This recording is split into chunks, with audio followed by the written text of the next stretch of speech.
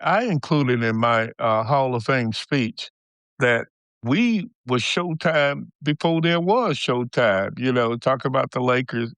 As Bryant just shared with you a moment ago, we were something special in the league, and we had fun, and we enjoyed it. We made the league, and we made both leagues when they came together. ABA pride. Definitely. Vault unlocks. History calls. And now, your host for Basketball Record, Adam Ryan.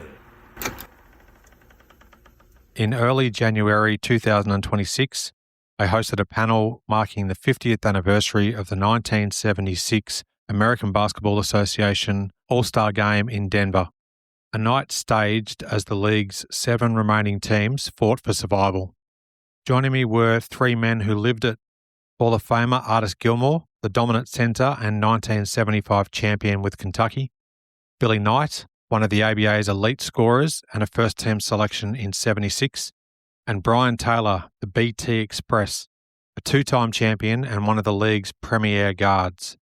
They were joined by longtime executive Pete Babcock, who went on to a remarkable 42-year NBA career, culminating with a championship in 2016; the legendary Peter Vecsey, the Dean of Basketball Journalism, who covered the ABA firsthand and once wrote that he spent, quote, half a dozen seasons bleeding red, white, and blue, end quote; and my good friend Adam Beechen, offering a fellow fan's perspective.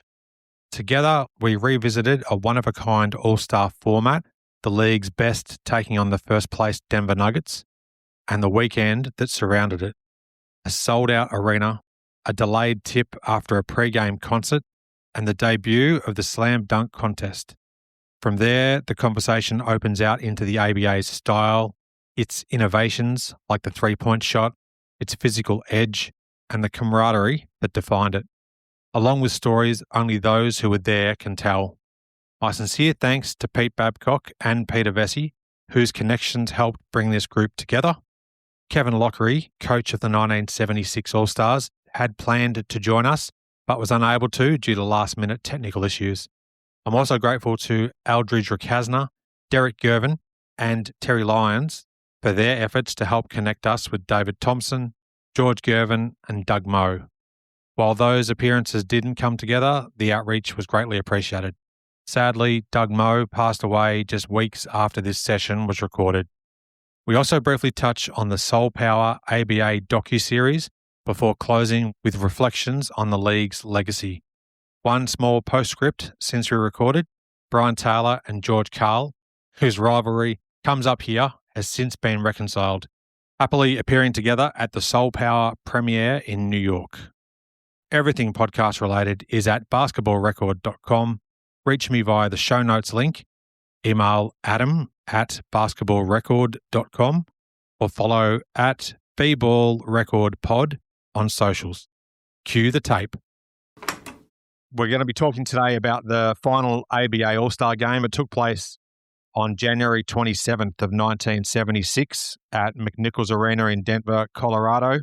The weekend actually began with a tennis exhibition, I've since learnt, between Arthur Ashe and Tony Roach on the Friday, and then the ABA had a crisis meeting to determine the fate of the league. So just generally, what do you remember about the status of the league? There's been constant merger talks for so long, that financial drama that was ahead of and surrounding the All-Star weekend. Well, the first thing that obviously sticks out as unique was the fact that the All-Star team played against the Denver Nuggets, who were in first place at the time, way out in front of the league. And I think it was because of the financial trouble so many teams had that had folded during that year and years before, that they didn't feel there was enough players because there were only 7 teams in the league at that time. So they thought that getting one All-Star team to play against the team that was in first place, it just happened to be Denver, but the All-Star team was going to play the first place team. And that was a very unique situation for the league to institute for that game. But as it turned out, it was a great idea to bolster the league at that point so that it wouldn't look weird when they didn't feel they had enough players to make 24 players out of the teams that were remaining in the league. It was a great idea by Carl Shear, general manager of the Nuggets at the time. Before the All-Star game happened, we were a little worried what was going to happen with the league. But, I have so many great memories about being in Denver during that All-Star game. The crowd was amazing. I mean, loud as can be. We were a little bit tired, though, coming from New York and only having one day to practice. So we thought with all the great stars we had on the team that as good as Denver was, that we could handle them. But we learned our lesson. I did read, Artis in particular, that on the practice session before the All-Star game, according to one of the newspapers, you challenged Kevin Lockery, coach of the All-Star team, to a game of horse. Does that sound familiar at all? Not at all. I just remember Kevin, kind of a serious, very serious-minded. For that particular event, he was a little bit more relaxed and allowed guys to just enjoy themselves because, as Brian and Billy had just expressed, that there were some financial situations created and developing. And I thought Carl Shear did just an incredible job just being creative at that particular time, especially the slam dunk contest, which, I participated in. And the total prize money was $1,500. In cash in your hand after the game. Was that total? Peter, I thought you were going to say that the payment was deferred over 20 years. But I know the All-Stars got paid. Okay. BT, you still looking for your check or what? Yeah, I'm looking for that 1,500. Well, you got a good memory, Billy. They sold out the arena, so they definitely had some cash on hand.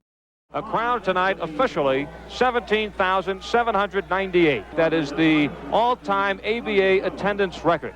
Regular season All-Star playoff game set here tonight. Obviously, a fantastic crowd there at McNichols Arena. There was a pre-game concert. Glenn Campbell and Charlie Rich performed for almost 2 hours, and that delayed the tip of the game. Billy, Brian, Artis, do you have any memory of that pre-game concert? No, I really don't. It had to be pretty good, though, with those names as performers. I don't remember the pregame concert at all either. We stayed in the locker room. I certainly didn't see any concert or hear it. I remember hearing about it.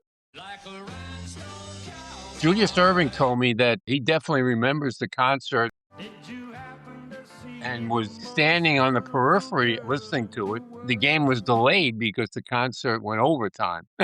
Must have been tied up. Yeah, I was a little worried that after the concert, most of the fans were going to leave. That was in the ABA times. You never know, buddy. Oh, my God. We've got Pete Babcock here and Peter Vecsey. Pete, you were just becoming involved with the NBA in 1976, but you know all the gentlemen here on the call. What are your recollections of the ABA in general versus the NBA? And then I might ask Peter Vecsey the same, who did cover the ABA for the best part of 6 seasons before taking over the NBA beat full-time. Peter knows a whole lot more about the ABA than I do because in 1976, I was scouting for the New Orleans Jazz. Bill Burke, I was working for him, and then running the Adams Westfall basketball camp and coaching high school basketball. So that's what I was doing in 1976. I would watch ABA games on TV sporadically, but didn't see a whole lot of it. Not as many games were on, obviously, as the NBA. I have limited knowledge of it. Well, Pete, then you're excused. Just enjoy, Coach. Enjoy. So I'm kind of in your position, Pete, because I had already merged with the NBA. I left the ABA in the middle of the Nets championship season in '74. I went to cover the Knicks full time, and that's where I stayed. And I was not at this game. I was not there for the weekend, but we did have, as Artis will tell you, we had a round table on the anniversary in 2005 in Denver. We had the 5 participants in the dunk contest. That was an amazing round table because I learned so much about what went on and learned so much about things I never knew. And I'll give you a couple of them. So one thing I learned was that David Thompson, one of the greatest leapers of all time, could not palm the basketball. I mean, who would think? The guy was dunking every which way. In that contest, he was the first one ever to show the 360 dunk prior to Julius doing his dunk from the foul line. I was amazed to learn that. And he just learned how to cuff the ball. The other thing I learned, and Julius admitted it, was that he stepped over the line when he dunked the ball. There was a tape about that, and Doug Moe swore, he did not do it. He swore he never could do it. He was willing to bet anybody that Julius couldn't do it or anybody couldn't do it. And Larry Brown, on the other hand, was saying, no, he definitely did it. Doug doesn't know what he's talking about. But Julius did admit that he was over the line. If you watch the replays of it, you can see him step over the line. Right. Yeah, those big feet. The only player I ever saw in the dunk contest that did it from the line, I don't know if you remember, in San Antonio, Brent Berry did it. Yes. That's the only time I've seen somebody actually dunk from the free throw line. The key is to everything Julius did was his hands. I had a line about it. His hands were big enough to palm Sunday. So he was able to take off and control the ball the whole time. And Larry Keenan had those kind of hands too. So he could do that, but he didn't try to dunk it from the free throw line. I coached in the Rucker League. And in 1974, when Keenan came out of college early, he played for my Rucker team with Julius. Wow. I didn't know that. Yeah, my front line in the Rucker was Keenan, Erving, and Billy Pauls. The same front court that went on to win the championship. Yeah. In 1974, and I always accused Lockery of stealing my play. I had a pet play that I would call. Which one? Call timeout, big situation, and I'd say, all right, get the ball to Julius. And I accused Kevin of stealing that play in 74 and 5 and 6. You hopefully won the Rucker League tournament, right? We won that year. That was an unbelievable team I had. My backcourt was Kenny Charles, who played at Fordham and Buffalo Braves. Fordham, yeah, great guard. And then I had a guy named Earl Foreman, who you probably never heard of, but he was an unbelievable point guard. So anyway, yeah, we won. Can you imagine watching Doc and Larry Keenan? You guys never saw the type of stuff I saw with those two going at it in practice. Well, tell us about it. Dr. K and Dr. J. Yeah, Dr. J and Dr. K in practice. Oh, man, we used to have some bets who was going to win the dunking contest. I remember Doc showing me a picture. I think he subsequently had posted something like it where Doc was dunking behind his back. He was flying up and dunking behind his back. It was just incredible. Like, it's impossible to see that. The stuff that Kay used to do, Kay had the big hands as well, almost like Connie Hawkins. This the stuff that was just unbelievable watching those two in practice. It was really amazing. Well, it was Dr. J and Dr. K. Yeah. No, that couldn't work out. So what happened in that situation? We had some serious get-togethers like, listen, there's only one Doc on the team, so we got to come up with another name, no longer Dr. K. We were going back and forth. I don't know if you ever heard Doc talk about it in his autobiography. He talks about how he went through days of trying to figure out how we were going to give Larry his new nickname. Came up with a lot of different alternatives. Finally called him Peter, Mr. K. Let me tell you, he came into camp and he nicknamed himself Mr. K. He and I were really tight at that time. We'd have lunch at my house and stuff. And so I could talk to him, Yeah, tell him, no, that's boring. right. Larry, that's boring. I said, you got to change that. So I nicknamed him Special K. Special K. And that's what he became known as. It wasn't Dr. K or Mr. K. It was Special K. Special K. Kareem said, no, that's my nickname. So I don't know if you guys know that our net teams made Peter really famous. He was like one of the guys. That was our guy back when I came in 72, 73. You know, having Pete around. He was hanging out so much with us. You know, we thought that he was our coach. And then finally guys said, hey, wait a minute. He's writing stuff about you in the papers. Where's he getting all this inside information from? He said, oh, shoot. He's one of the fellas. What are you talking about? My man, Pete. Yeah, but Brian, I had to walk a tightrope there, you know. I know, man. Otherwise, I would out myself. Yeah, it was a great time. So, a really special time. I'm just going to pop up some highlights of your All-Star game, BT. Stolen by Brian Taylor. Being trailed by Terry. Taylor dunks. Brian Taylor with his third steal in the ball game. What do you think when you see footage like this from so long ago?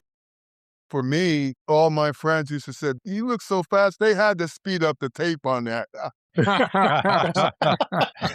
Forgot my nickname was the BT Express, but they didn't believe I was moving that fast. They said, oh, they sped up the tape. It's a great name and obviously very fitting. Brian, I've got a question for you. Video footage doesn't exist as far as I'm aware, but I read that you received a knock to the mouth late in the first quarter, which caused you to lose a false tooth, which actually was the second time that you've had a dental issue. Terrible luck, obviously. What are the origins of that initial incident that led to the false tooth? That happened in 1974. We were playing Utah Stars in the finals. I knew those guys were after me all the time, and Pete knows this too because I was the scholar from Princeton, so they thought I was really soft. And Trooper used to tell me all the time, Pete, he's like, BT, you got to watch your back, man. They're after you, you know. So they thought I was really soft. They didn't realize that my brother was known for a forearm shimmy. Bruce Taylor made more yards in one game than our whole special teams had in a whole year. And taught me how to box. And then my dad was a Navy seaman. We called him Big Steve, growing up in the project. So I might have gone to Princeton, but they had no clue where I came from. So I was Dean Ron Boone's butt up. I was all over him. I got him so frustrated that he turned around and punched me and knocked my 3 teeth out. Before I can get to him, like, you know, I wasn't going to do nothing with Ron Boone. The next morning, I went to the dentist and got me some new beautiful teeth. And then we flew out to Utah because we played the third game in Utah. And come game time, we called him Chief. Chief got an infection in his hand from tearing up my teeth. And I had some pretty teeth, and Chief got a bad infection in his shooting hand. And as it turns out, when the two leagues merged, we wind up being roommates. We became great buddies after that, right? And I saw why he was one of the toughest guys in the league. 100 sit-ups, 100 push-ups every day. Billy, you know what, 6'2", you know, 205, nothing but strength and muscle. He was a tough dude, man. A genuinely tough guy, too. A legitimate Hall of Fame candidate. He never gets mentioned, but Yeah, oh man, what a player. he never gets his name mentioned. Right, and back then, you always worried about him because normally you didn't have too many guards posting up. And with Chief, he would love to get you down low. He'd love to post you up, you know, and here I am, you know, 6'3", 175, and Chief is 200 nothing but muscles. He couldn't wait to get me in the paint and try to jack me up.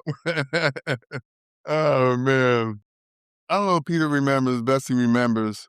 We got into that big brawl against San Antonio in the semifinals in the 76 series.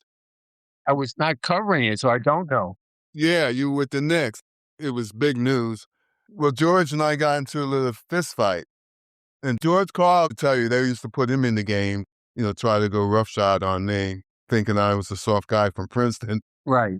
You know what North Carolina always did, Billy, right? You know, honest, they do that North Carolina flop, right? Where they always try to take the charge. Yeah.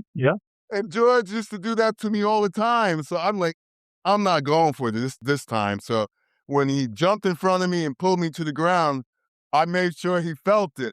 I would have gave him a little something to his chin. We got up, I'm walking away, he jumps me from behind. And then I turned around and we get into a little, realized that I had a little Muhammad Ali in me, but I jabbed him up, tore up his chin, put some stitches in there.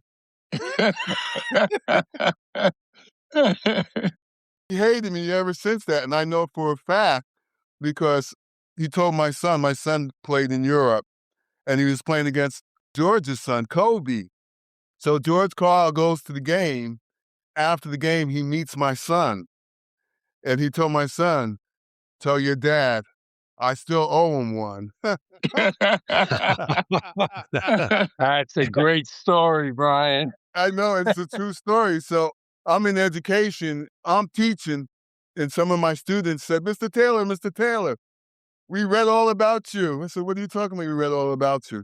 He said, yeah, here it is. It's George Karl's book. He has in the book where you put some stitches in his chin. I'm like, oh my God. Not only did you have a dental emergency, you caused a couple apparently too, huh? Oh my God. Oh, that's great. I didn't think George wanted me to be involved in this session, right? If you had been involved, he wasn't going to put that story in.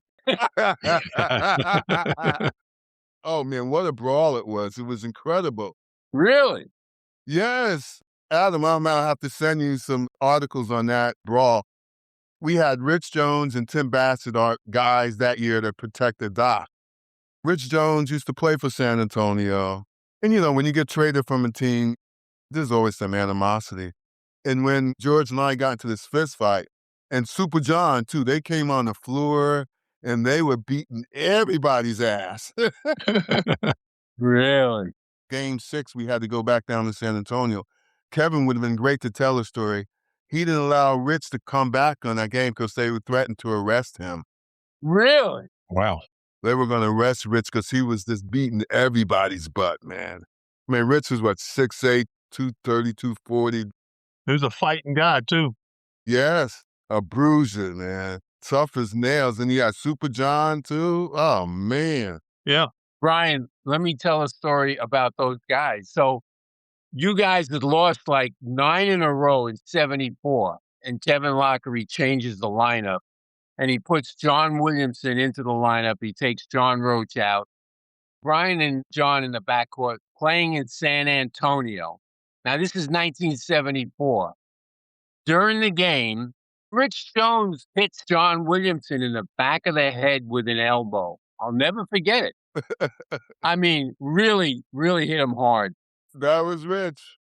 About 2 plays later, John Williamson hits him in the same way in the back of the head with an elbow, knocks him down. You guys win the game. You go on a winning streak. I think you won about 9 in a row after that.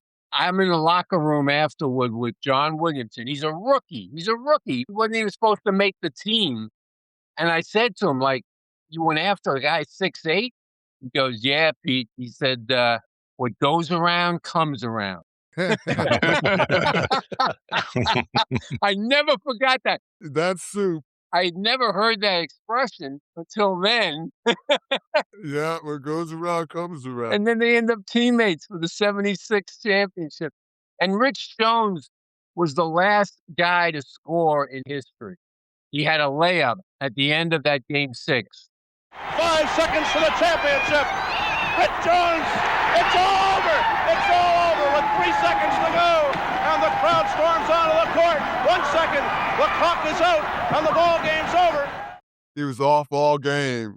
He 1 for 11 or something. But, oh, man, I love Rich.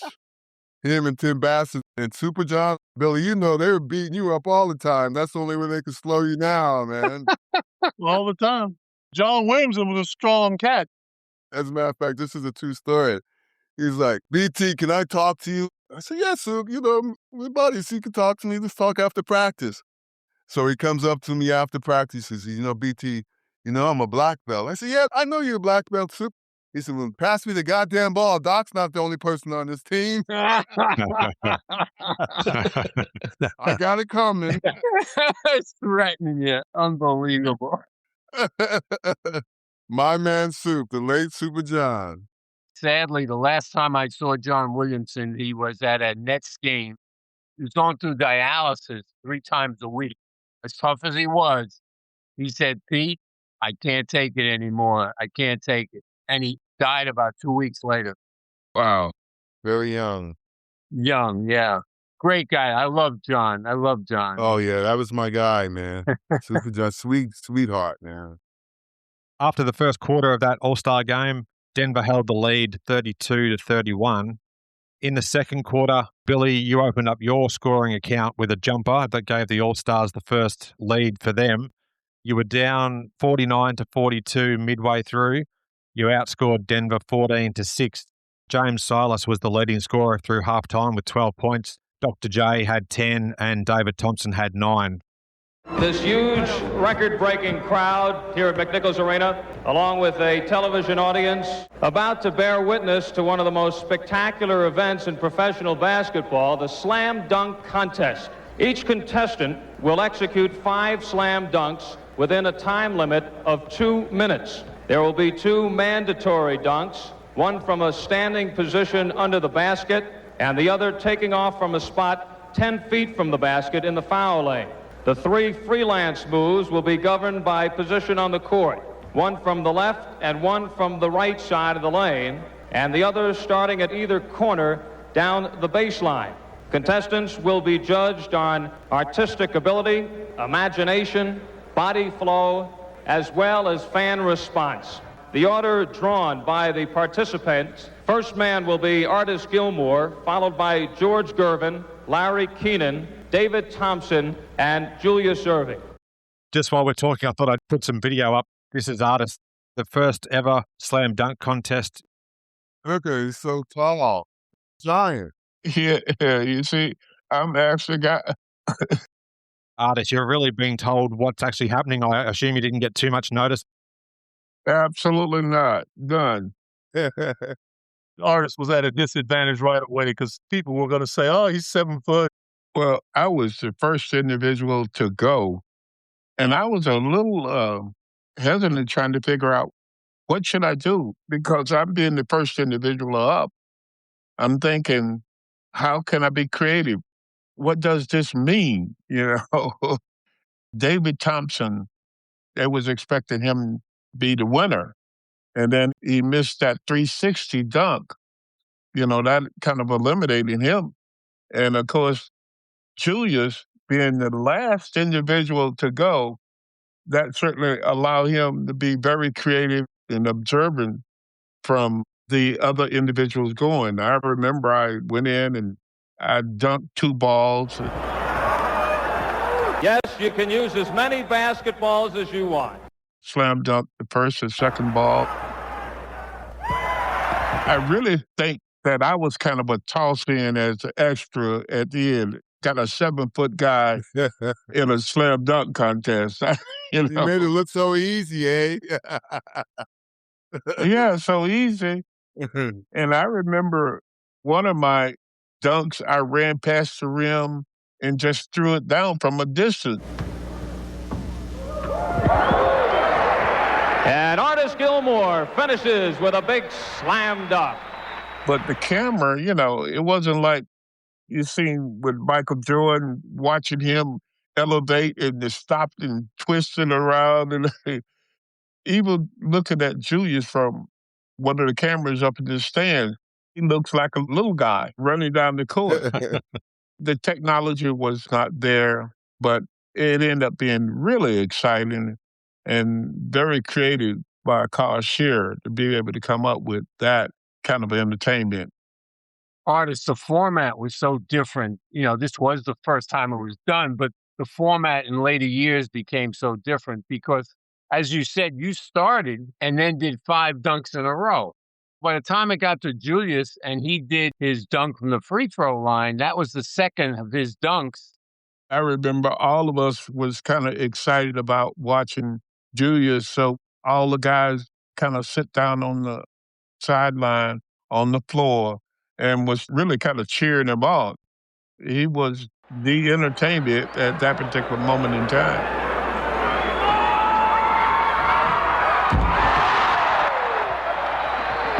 And that sends everyone reeling. Julius Erving. And he still had to do 3 more before he could be awarded the winner. You were sort of the guinea pig too, Artis, because you had the moderator with you as you're trying to figure out, well, what's the next dunk I have to do, right? They knew what they had to do after watching you do your thing. Yeah, Brian, exactly as you said, because, each time I was preparing for a dunk, I would talk to the moderator, where do I go from here? Right. I've read a lot about the dunk contest, but I've never found out who were the judges. Do you guys even remember? Who were they? One of them was Vince Barilla. If you're a New York guy, you know Vince. He was a player for the Knicks. He was an executive for the Knicks. And then he became an executive for Denver. I worked for Vince. He is the guy that traded Kiki Vandeweghe to Portland for Calvin Nat and Fat Lever and those guys. I stayed in touch with Vince Barilla till the day he died. He died out in Denver. He would just tell tremendous stories about the old days. I think he was on the 48 Olympics. He played in the first NBA All-Star game. I mean, he had stories. Loved talking to Vince. He was great. The other people, one was a fan. Another one was somebody hooked up with the concert. Fourth one was, a high school player from Denver and won a championship in Kentucky for the college team. I mean, it was a weird setup. It was so weird. Adam, did you realize that there was a point structure as well from 5 to 10? Yes, I did. Your job is to find the stats from those scores. That I'm not sure about, but I do have some basic information. This is also thanks to Peter Vecsey, who gave me a link before we chatted today. Peter already mentioned the great Vince Barilla. The fan that was involved, it was a lady introduced as a longtime Denver Nuggets fan, Alberta Worthington. Lavon Williams was the name of the high school basketball player, and the concert promoter was Barry Fay, former all-conference guard at the University of Pennsylvania, for what that's worth. An eclectic mix of people involved in the judging there. Really? You think money was involved there and how you get involved? Worthington, that's a car franchise. Oh, is that right? And they were probably one of the sponsors, yes. Oh. Okay. I think what Carl Scheer was able to do in just a moment's notice, basically, made it entertaining and exciting. I'd like to take this time to say that Carl Scheer and who's the other guy from Kentucky? Brown? Anyway, Carl Scheer is never mentioned as a possibility for the Hall of Fame. You know, he started in the NBA as a deputy commissioner. No, I don't remember that. Nobody knows that. And then he comes to the ABA and he has winners all over the place, you know, in Carolina and Denver. He outbid the NBA for David Thompson and Marvin Webster. He outbid Atlanta. Sorry, Pete. Yeah. I mean, the things he did, and especially with the All-Star game and the dunk contest, I mean, it's so instrumental in so many things that the NBA wound up taking. Never gets a mention. The other guy is Mike Storin, who put together Indiana's championship teams, then went to Kentucky and did that in Kentucky as well. That's Hannah Storm's father. He never gets a mention either. And then he went to Atlanta as a general manager. I mean, the guy never gets mentioned. There's still some bias, absolute bias, by the NBA people. Peter, quick Carl Scheer story. I don't know if you remember Paula Hansen, who worked for Carl. Sure. When I went to Denver, Vince just been hired, and Vince hired me to come into Denver. Carl ended up going to the Clippers, and I had just resigned from the Clippers. But Paula's telling me the story about Carl. She said he would get into something, and whenever he was into it, it was 100%. He had the favorite candy bar. Let's say it was Butterfingers. I don't know what it was, but he tells Paula, I'm done. No more Butterfingers. And I'm going to run every day. And he'd run along the Platte River near our arena. He would run so far, he would be exhausted and just be sitting there. And they'd have to send a car out to try to find him. After 1 month, he comes in and gives her some money, tells Paula, go buy a giant case of Butterfingers. So she goes to the store, buys these Butterfingers. She said she comes back in his office like 2 hours later.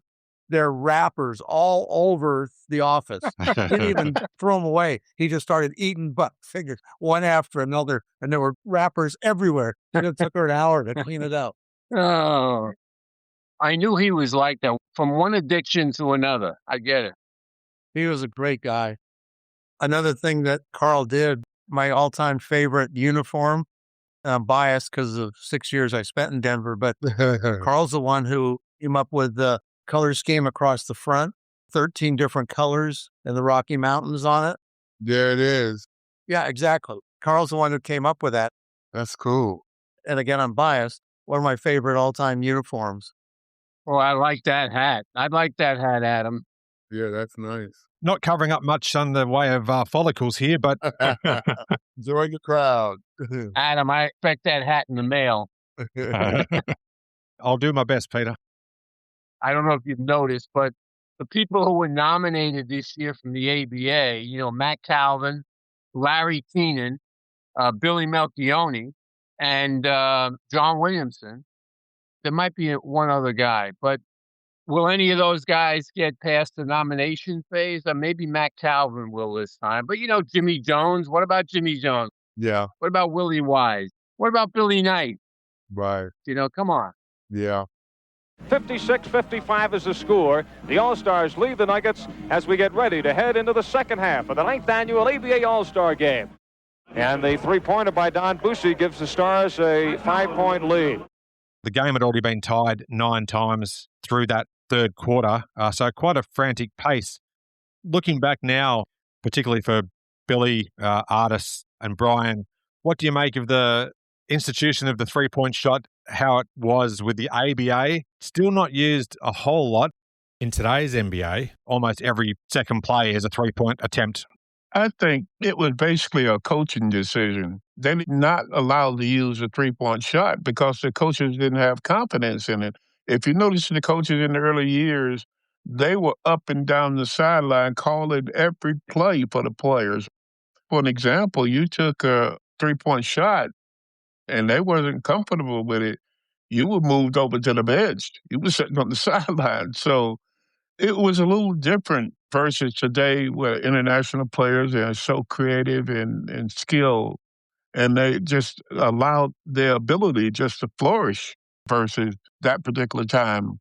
For an example, me, 7-foot guy, you were supposed to go down on the box, whether they had plays or not, you played on the box. And if you're taking a shot, the coach said, you're not paid to be out there on the perimeter taking a shot. Unless, you were forward center like Dan Issel or some of the other guys, your center. He goes down on the low box, and that was it. And that's where you live, too, big fella. When I came in as a rookie, my coach was Luke Arneseka. And not only did he hate the three-point shot, for me anyhow, he hated when I used to come down on the fast break and pull up and shoot a 15-foot jumper. I remember having an argument with him one time. It was like, Coach, that's like a layup to me. Come on, let me shoot a 15-foot jumper.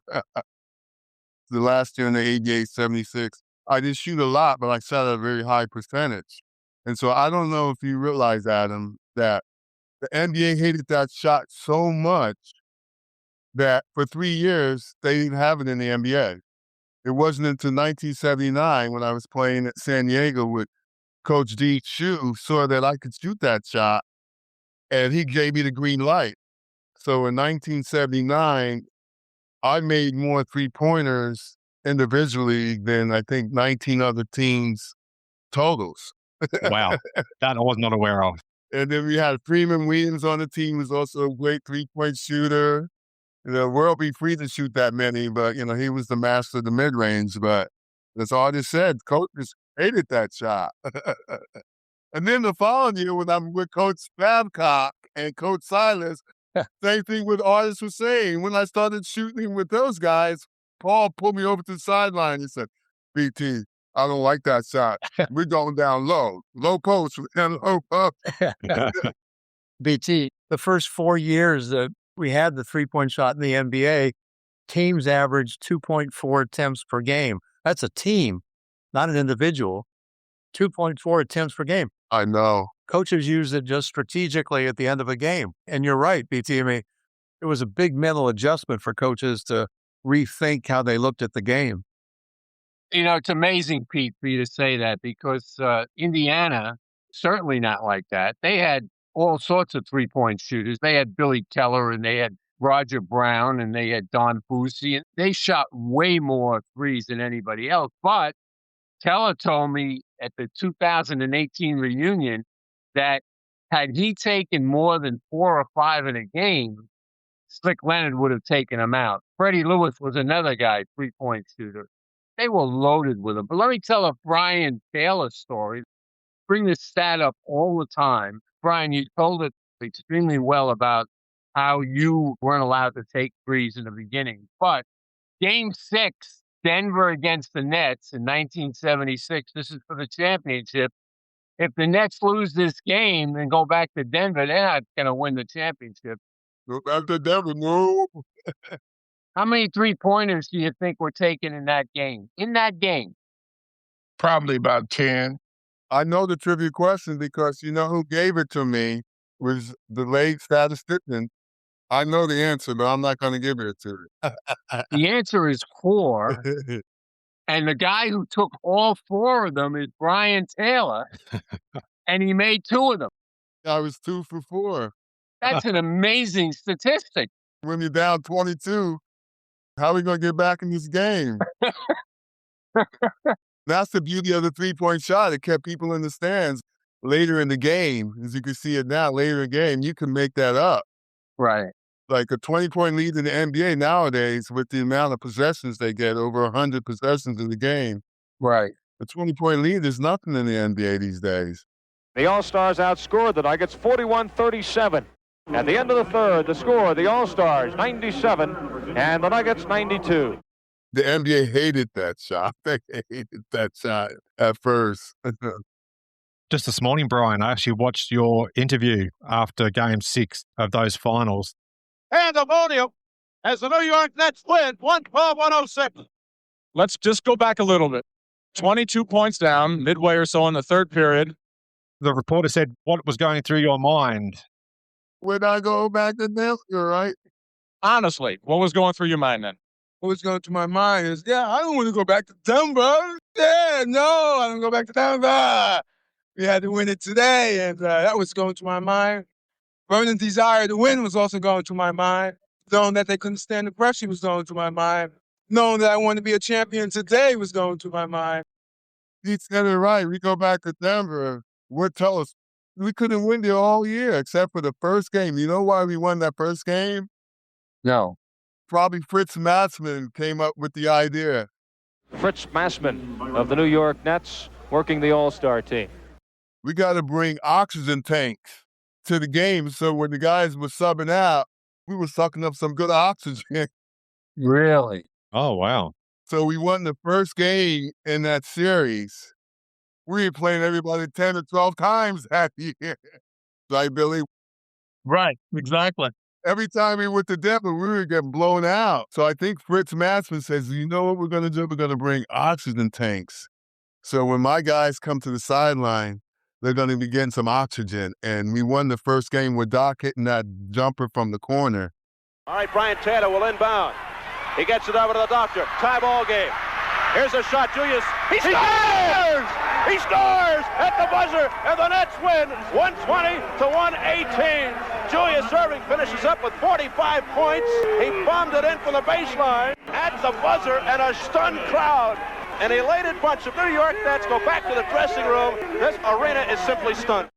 We danced off the floor, and we knew that we were in good shape now. We got the first one. Yeah.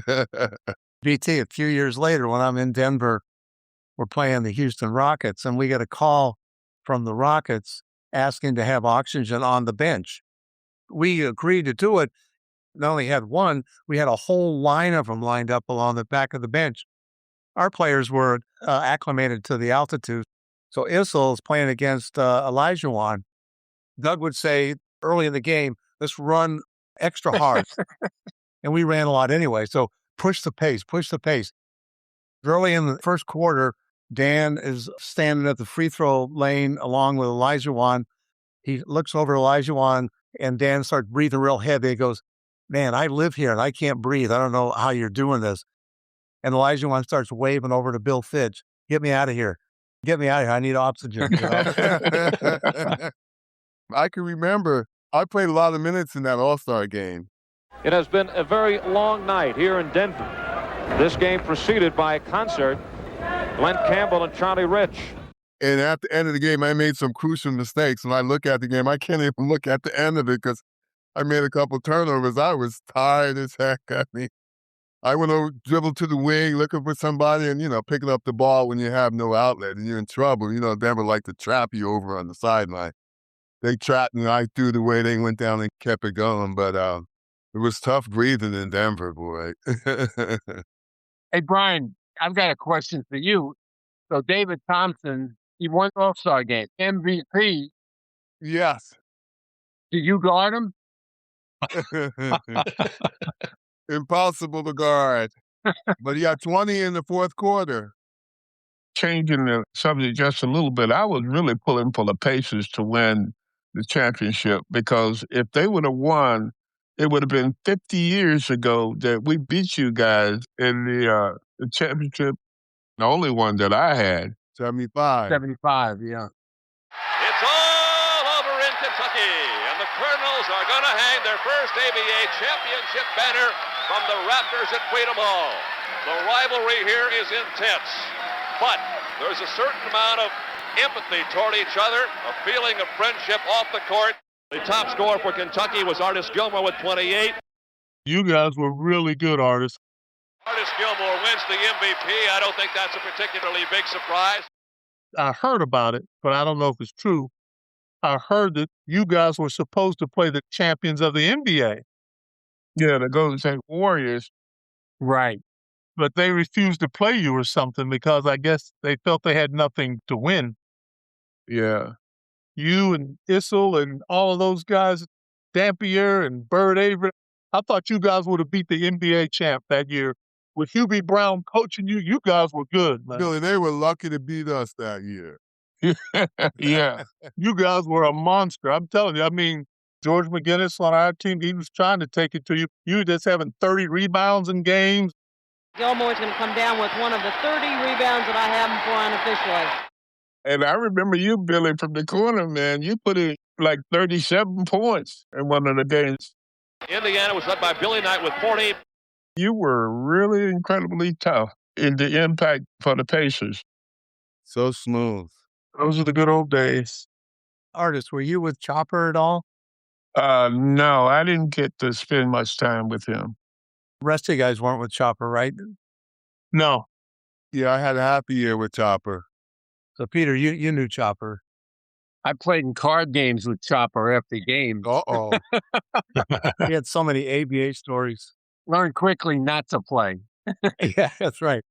I know. There's the famous games we've heard about. When I got to Denver, he and Issel were really close. We were playing a nationally televised game, and Chopper lived in the Holiday Inn right next to McNichols Arena. And he wouldn't move. What? We paid for his room. When I got there, I said, "There's a Marriott Suites or something up the road. We'll get you a room up there. It's much nicer. You'll have more space." He goes, No. I like the Holiday Inn. That was Chopper. But anyway, he and Issel are really close. Chopper wasn't married. His mom lived I think in Jersey or in the Philly area somewhere. Issel says, "Hey, Chop, I'll get you on TV today so your mom can see you." And Chopper's like, "Well, what are you talking about?" He says, "Don't worry about it." So during the game, Issel goes down in the middle of the key, laying there on his back like he's dead. TV cameras are coming in close. Chopper rushes out. Chopper's taking care of him. Issel's got this big smile on his face. And he goes, "I told you I'd get you on TV." They did. There are 1,000 stories with Chopper. He's unbelievable. I love the way Issel used to give Chopper his teeth before every game. He'd take out his teeth, give them to the trainer. Polies for me. I remember those days, too, that in the all-star locker room, more veteran players than me, They were teasing this that he took a pay cut to come to the league. Yeah. Yeah, we joked about that so often during the time we were teammates in Kentucky. I'm playing at Jacksonville. In fact, we beat Kentucky in 1970. That was the year that Kentucky and UCLA, they were like 1 and 2 in the country. Jacksonville University transfixed the nation. Everybody knew who UCLA was. Everybody knew who Kentucky was. Nobody knew who Jacksonville was. Yes, Dan and I, we talked about that and joked. In fact, he got into horses. He was into horses shortly after he left college. So, absolutely, he received some compensation. Artis and Dan, very close personal friends, and have spent quite a bit of time with one another here in the last couple of days. Just quickly go back to the fourth quarter in the 76 All-Star game. Whilst we weave in and out of these fantastic stories, and thanks for sharing them, everybody. It looks like Kevin Locker is going to go down the stretch with the 5 players that were voted to start this game. His guns are in there. Billy Knighton, Dr. J at the forwards, Artis Gilmore at center, and James Silas and Mr. Taylor in the back. Denver by 2, 6.5 to go. Doctor against Jones. Knight open, baseline, good again. Billy Knight now with 20 points, and he has become the big man for the Stars. 119-119. This place is bedlam at 12 o'clock midnight in Denver, Colorado. And a nice hand from the big crowd here for Artis Gilmore. Gilmore leaves with 14 points. Ralph Simpson gets it in. The backcourt, that is it. The Denver Nuggets have defeated the All-Stars in the 9th annual ABA All-Star Classic. The final score, the Nuggets 144 and the All-Stars 138. The Nuggets with 52 points in the fourth quarter set an all-star record. 89 points in the second half establishes a new record. Billy, you were right in contention as well for the MVP. 20 points and 10 rebounds in just 23 minutes. It looks the MVP probably between Thompson and Knight. David Thompson finished with 29 points and 8 rebounds. Carl Shearer is now at center court and will be presenting the Ted Mallock Memorial Award for the most valuable player. This beautiful trophy, David Thompson. David Thompson, MVP of the All-Star game with his 29 points, just one shy of the All-Star record. The sensational rookie, David Thompson, has won the Ted Mallock Memorial Award. And now David will have a few words. Thank you very much. First of all, I'd like to say it's indeed an honor to play in the All-Star game and to play in front of a crowd like this crowd here in Denver. The fans here have been just fantastic, and it's just made this season wonderful for me, so thank you very much. Do you remember seeing the size of that MVP trophy that David Thompson ended up taking home? It was massive. I wasn't paying attention to that at all. We were trying to win the game because we were an all-star team and they were one team. I don't remember specifics. I just remember it being a very close competitive game. They were so cohesive and knew what each other was doing. We played more, freestyle basketball, obviously, because we had never played together. They were just such a really collective, cohesive unit that had set plays that they could call on and get something like, you overplay David on the wing and they knew that he could backdoor because his defenders overplaying him so much to keep him from getting the ball. So they had some stuff like that set up for us. One collective. We just were trying to win the game, right, Artis? That's right, absolutely. Billy, you had some incredible offensive skills. Putting up 20 points in 23 minutes, that's taking some shots. Yeah. I'm more impressed with his rebounds. Oh, yeah. Yeah, 10 boards. That means we were shooting a lot of bricks. I take a lot of advantage of what Gervin told me. He said guys were teasing him about not playing defense. Guys would tease Gervin. We were in the Milwaukee locker room for the All-Star game. The leagues had merged. 77. There was a lot of ABA players in that game. So there were guys teasing Iceman about not being a good defender. They're teasing, and our lockers happened to be close to each other. Ice, you can't guard a chair. Teasing Iceman left and right. So he brings me into the discussion. Hey, Knight, Hey, Knight, you want to know something? Well, listen to what I'm going to tell these guys. You know them guys that are out there diving on the floor for loose balls, jumping in front of people, taking chargings, jiving into the stands for balls going out of bounds? You know why them guys do that? Because they can't shoot like us. We're here in the All-Star game. They're at home watching us on TV. I remember Iceman teaching me that. I use that all the time if somebody says something to me. The word is that there wasn't another slam dunk contest until 84. But that's not correct, because in 77, and I think there were 10 ABA players, by the way, on those two teams. And the next year there were 10 or 11. But that year there was a slam dunk contest, but it wasn't done at one time. It was done over the course of the first half of the season. And as it turned out, Larry McNeil and Darnell Hillman in Portland, they played for the championship of the slam dunk. All right, let's see what the judges score on Darnell Hillman. 8-5, 9-5, and 9. So Darnell Hillman edges out Larry McNeil for the $15,000 first prize. We had some tough people to beat Darnell along the way. You beat Kareem Abdul-Jabbar and Richard Washington, among others. Moses Malone, congratulations. Thank you, Don. I'd just like to say thank you to my family for standing behind me and helping me get through this little ordeal. I had a little work to do, and I went out and did it. I'm happy about it. But what people forget is that Larry McNeil was cut by two teams during the year and did not have a team to play for. So I said, why don't the New York Post sponsor him? Wow. And he wore the New York Post shirt in that contest. And Darnell Hillman, we paid him, I believe, $15,000. I still have a photo of us giving him a check for $15,000 or something. A couple months later, CBS came to Hillman and said, "We want to sponsor a dunk-off between you and Julius. How much would it cost?"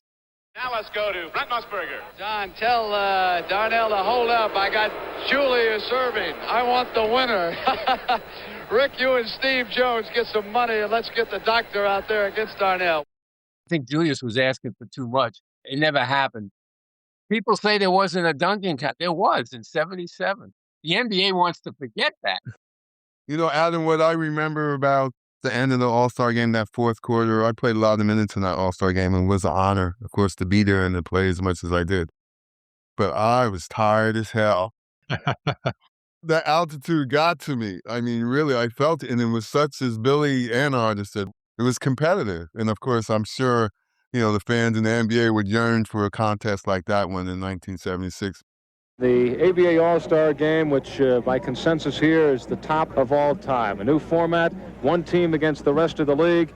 David Thompson, the most valuable player, with his 29 points, just one shy of the record set by Larry Jones of 30. A fabulous display for the ABA the last few days, and especially tonight. It's been a long evening. We hope everybody watching has enjoyed, and we also congratulate those fans in the other cities who have stayed up and might still be with us right now. Tom, thank you for being with us. I'm Al Albert for Tom Jorgensen. Final score once again, 9th annual ABA All-Star Game in Denver. The Nuggets 144 and the All-Stars 138. Brian, when you went out after games in Denver, did lack of oxygen hurt you? The entertainment part of it. He's talking about, Peter. I was just going back to the hotel room to read the great books in the canon.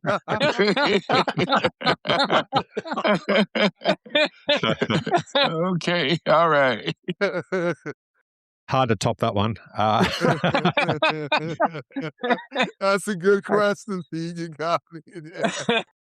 Just before we start to draw a bow on the conversation, looking back 50 years, is there any one particular detail that remains about the ABA, its overall importance before the merger came to be? I just remember the league being freestyle, open, and a lot of fun to play. And the NBA was more established, more businesslike, and more notoriety and all those things. My first 2 years in pro basketball was in the ABA, so that's what I base it on. I just felt like I was out there playing a more free-willing style of game.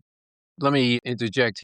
I would say the camaraderie is the thing that I loved most about the ABA. It was like everybody, no matter if you were Julius Erving coming into the league, unheralded, unannounced from the University of Massachusetts, trying to make a name for himself, or anybody else, but players, coaches, writers, we're all trying to gain recognition, and everybody was together. I talked about a card game with Chopper Travellini, after games down in Virginia and stuff.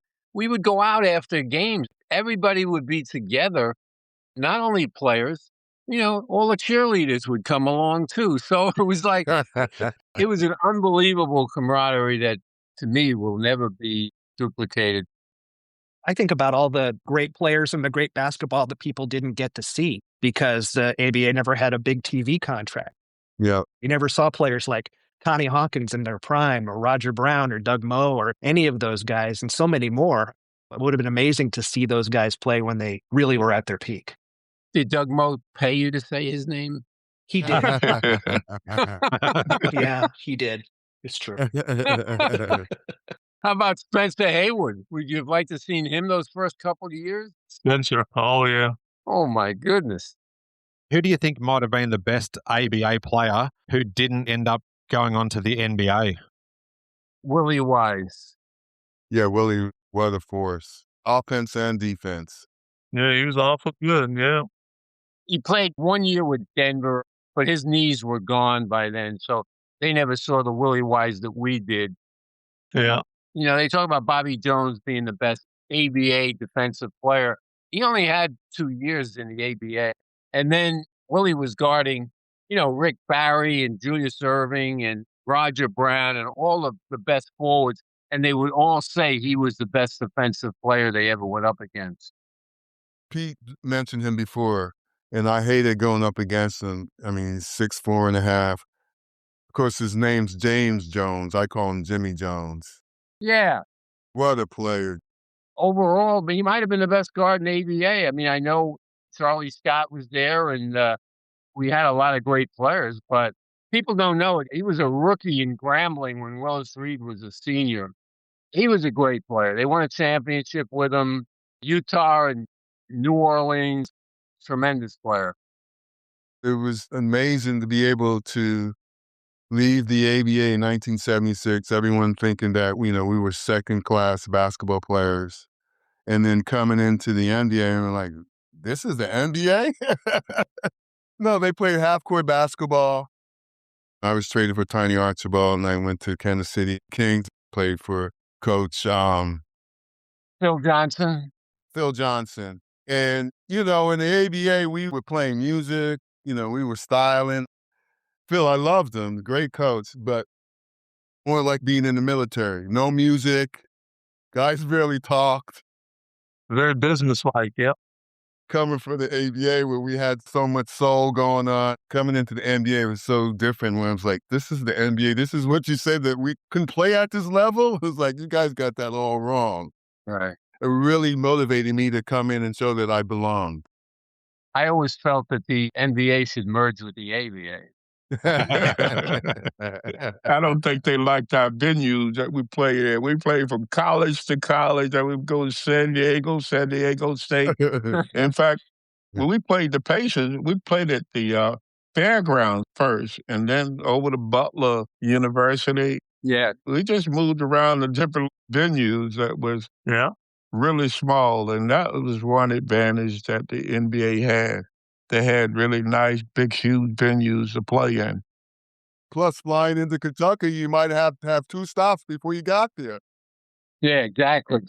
The travel, just think about the travel, very few direct, nonstop flights, Yeah, we would get up early in the morning and fly into Washington, and we would sit there for probably 4 or 5 hours before we get a flight in to Hampton, Richmond, whatever city we were flying into, on Peak Mount Airline with the propellers, just over the treetop, especially in the fall. Watch all the different color leaves. And I don't know how you did all this with your long legs. There was no first class at the beginning, right? But those planes back in those days were so large. There was a lot of space in there. before all these other things that took place. Even at 7'2". Yes, absolutely. Yeah. Okay. He needed another row for his afro. Plus, he's wearing those 3-inch clogs. Remember, we were styling with the clogs? He was like 7'7". He was 7'7". You know, I included in my Hall of Fame speech that we was Showtime before there was Showtime. You know, talk about the Lakers. You know, the ABA introduced the three-point line and the slam dunk contest. In fact, we were Showtime before there was Showtime. And so, as Bryant just shared with you a moment ago, we were something special in the league, and we had fun, and we enjoyed it. Yeah. You know, we made the league, and we made both leagues when they came together. So, ABA pride. Definitely.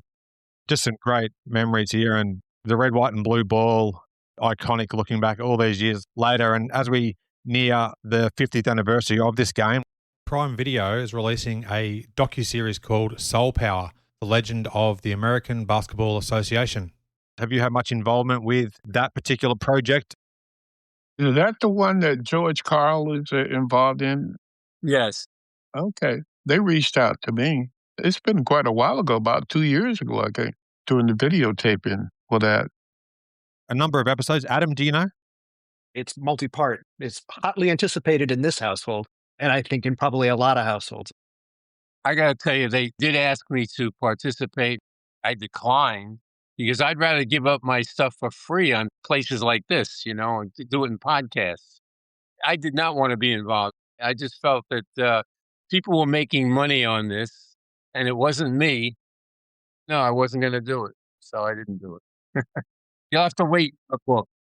They wanted to interview me in LA. I was back east at the time, but my plane got delayed, so I didn't leave to the next day. So I missed out on that. But I don't think they really wanted me to be involved in it because of George Carl, and George still remembers that I put a couple stitches in his chin.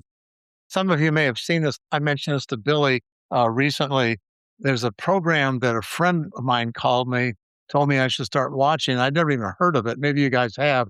It's called Basketball, a Love Story. It's like 64 episodes of all these vignettes. They're from like 10 to 20 minutes long, each one of them. It's a lot of fun to watch. It takes you through all these different situations with the ABA and the NBA and just all these little stories. Much as you guys like the history of the league, I told Billy, you should look it up. I think it was made by ESPN a number of years ago. It's on Hulu right now. I never heard of it. I'll check it out. Yeah, check it out. Is that connected to Jackie McMullen's book? I think she had a book by the same name. Jackie's interviewed a lot in it, so maybe it is. You'll know everybody in it. Donnie Walsh is interviewed, Wayne Embry's interviewed, Oscar, Jerry, Russell. And then they show the clips at the same time.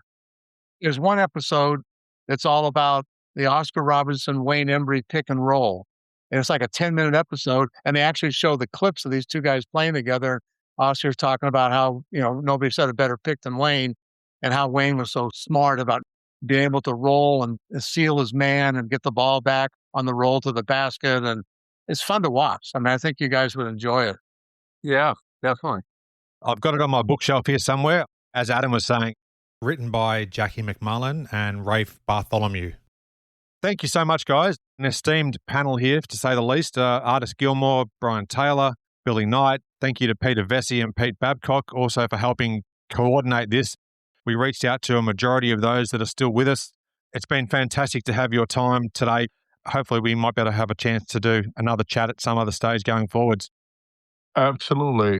Thank you. It was a pleasure to see everyone. Yeah, thanks for having me. Thank you. Great seeing you guys, Billy. Pleasure. Great seeing you, Artis. Peter, you take care of yourself, man. Great seeing you, buddy. Brian, love you, man. Love you too, bro. We way back. Artis, you take care. Same. Billy. Thanks, Coach. It's good to see y'all. Appreciate you guys. Thank you, Adam. Thank you, Billy. Thanks, Pete, for hooking me up with Adam. All right, thanks, Adam. Thanks, Brian. Thank you, Adam, the other Adam, for being here as well. Thanks for having me. Doug Moe thanks you, Adam.